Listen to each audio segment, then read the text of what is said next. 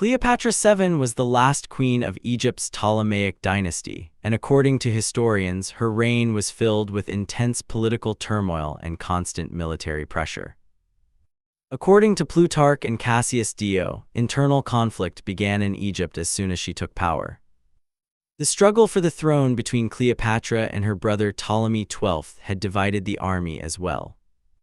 At that time, Greek-origin military units, native Egyptian soldiers, and groups of mercenaries were loyal to different leaders, creating a near-civil war situation in the country. Ancient historians write that during this internal conflict, Julius Caesar arrived in Egypt and intervened to resolve the dispute between the siblings. Caesar's presence made the military situation even more fragile because supporters of Ptolemy began intense fighting in the royal city of Alexandria. This battle is known as the Alexandrian War, which Plutarch describes in detail. During this conflict, incidents of arson and siege occurred in the palace district, the harbor, and the library area. By aligning her power with Caesar, Cleopatra not only succeeded in stopping the war but also regained control of the throne. After Caesar's assassination, civil war erupted in Rome, and its effects fell directly on Egypt. To secure her kingdom's survival, Cleopatra allied herself with Mark Antony, who commanded Rome's eastern armies.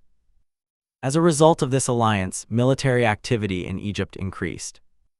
According to Cassius Dio, Antony assembled a naval fleet in Egypt's ports and strengthened his position in the eastern Mediterranean, as a major confrontation with Octavian appeared inevitable.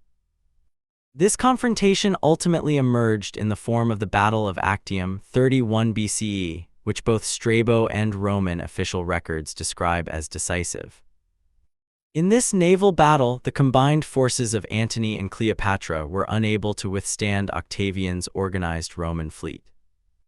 After defeat, the two retreated to Egypt, where conditions worsened further.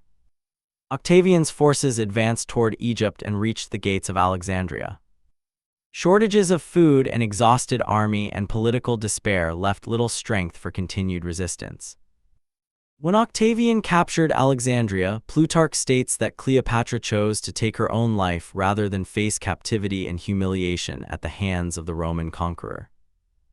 The traditional account says she ended her life using a venomous snake, although some historians suggest the possibility of a poisonous compound instead. With Cleopatra's death, the Ptolemaic kingdom came to an end, and Egypt formally became a province of Rome.